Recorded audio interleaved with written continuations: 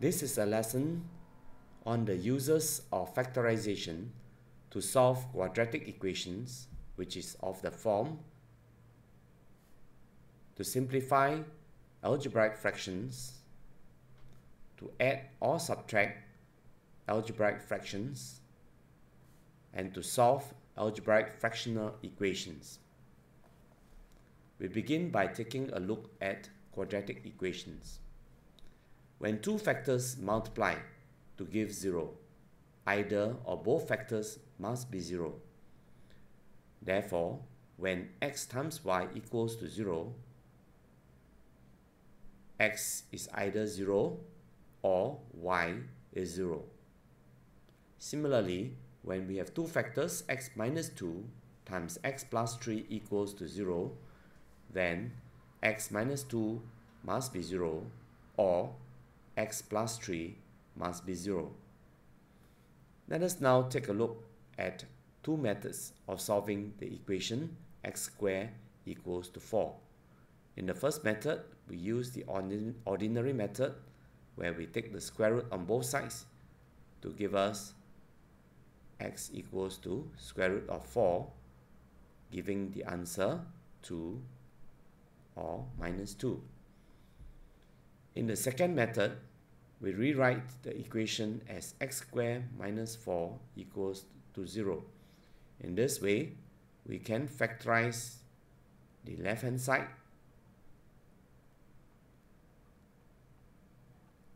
and when two factors are equal to 0, then each factor must be equal to 0.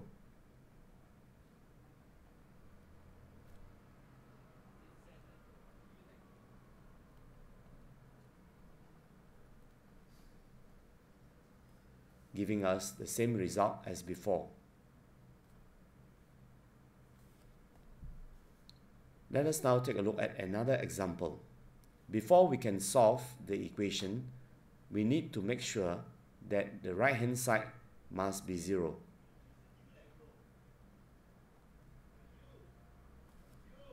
Then we can factorize the left-hand side, which gives me x minus 3 times x minus 4 equals to 0. Equating each factor to 0,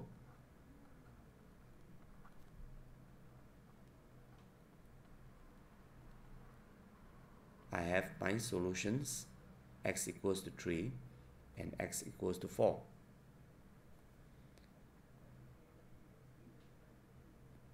There are some equations which can't be factorized. A general quadratic equation can be written as ax squared plus bx plus c equals to 0. We can solve this equation by substituting the coefficients into the formula x equals minus b plus minus square root of b squared minus 4ac over 2a. By comparing the coefficients, we can find the value of a in our equation and b, which is minus 3, and c equals to minus 7. Thus, the solution to this equation is found by substituting into the formula minus b, which in this case is negative 3, plus minus square root of b squared, negative 3 squared, minus 4a is 2, c is negative 7, over 2a. Thus, we have two solutions, which is approximate in value, 2.77 or minus 1.27. This can be found by using the calculator. Next, we take a look at how we simplify fractions. Algebraic fractions are simplified in the same way as numerical fractions. In numerical fractions, we can factorize the numerator and the denominator so that the common factor can be cancelled off, giving us 2/3. Similarly, we factorize the numerator and the denominator,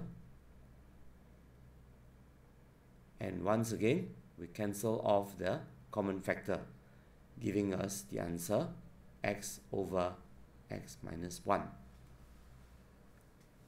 Let us now take a look at a special case. Before we can cancel anything, we must make sure that the m is in the correct order.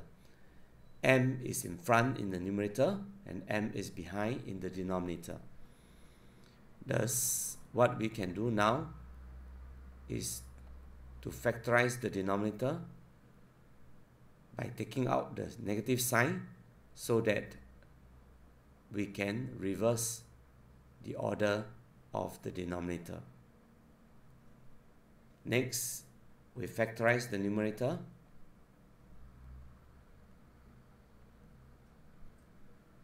and the denominator, taking out the common factor 2, and cancel the common factor m minus 3, giving the answer as negative m plus 4 over 2. We cannot cancel when it is addition. Let us now take a look at adding and subtracting algebraic fractions. Just as numerical fractions, we need a common denominator when we add or subtract fractions. Let us take a look at the example. Adding these two fractions, we need a common denominator of 12. To do that, I multiply by 4 over 4, and on this side, multiply by 3 over 3, so that we have 8 over 12 plus 3 over 12.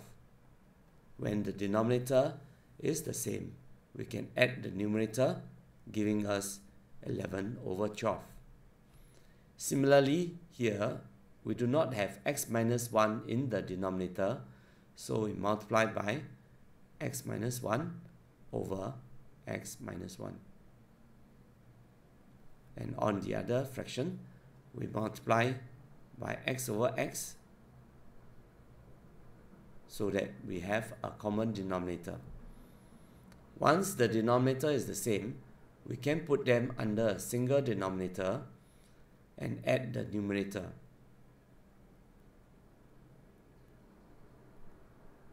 Opening up the brackets,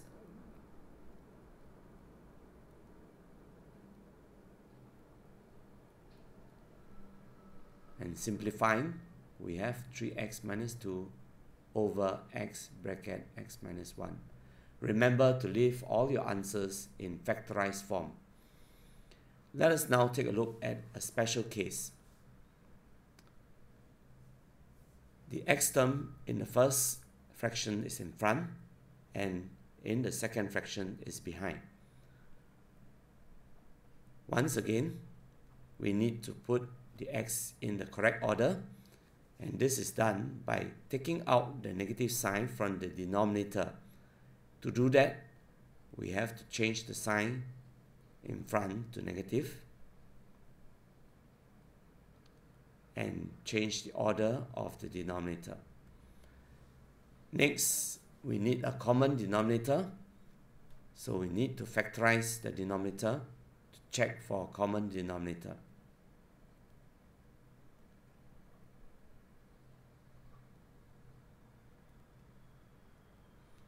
Now, since we do not have x plus 1 in the second fraction, we multiply by x plus 1 over x plus 1.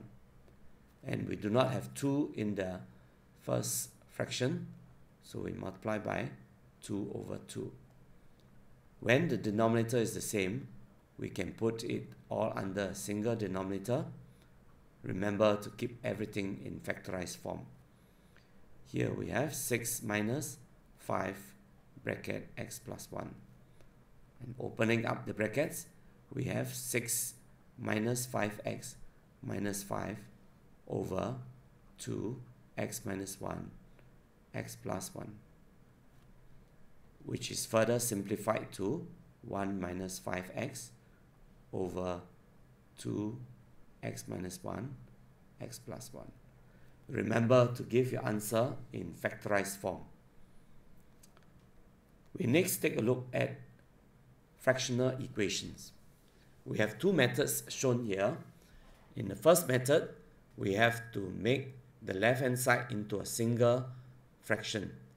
To do that, we need to make a common denominator.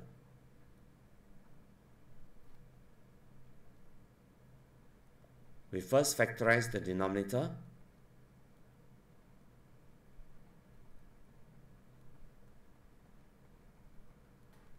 Next, we need to multiply by x plus 3 over x plus 3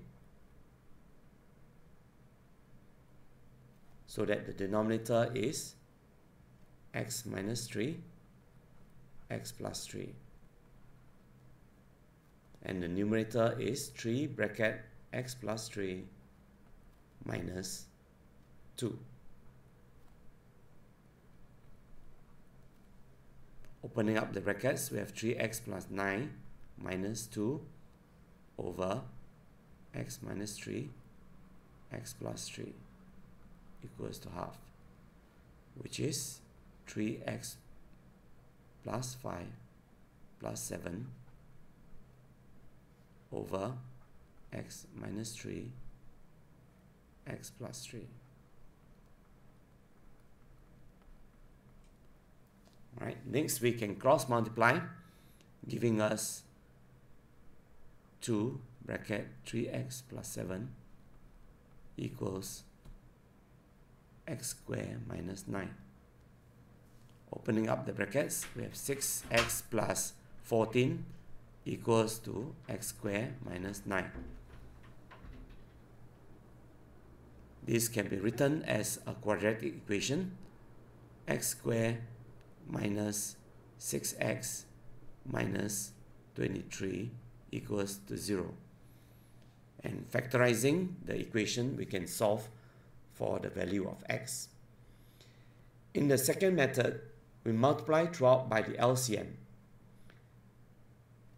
The LCM is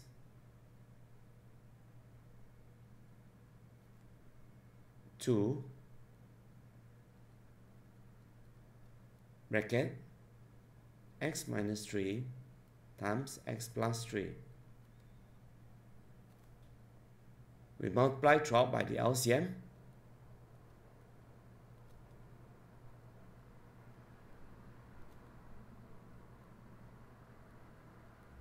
And in this way, we can cancel the denominator. In the LCM, we have the term x minus 3, which can be cancelled with x minus 3 here, leaving behind 6 bracket x plus 3.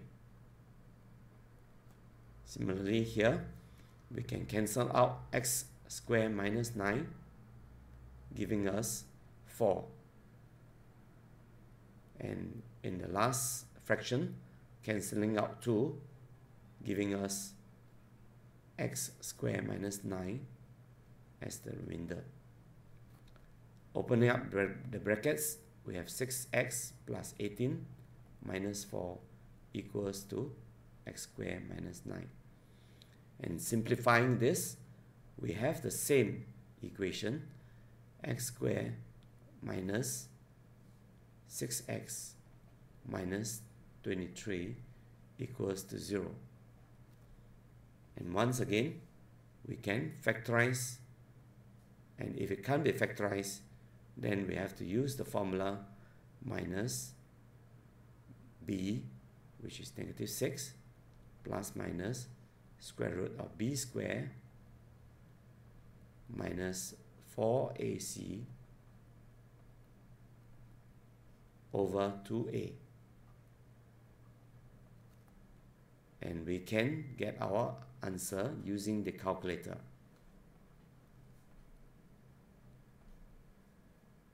This completes the lesson on uses of factorization. Thank you.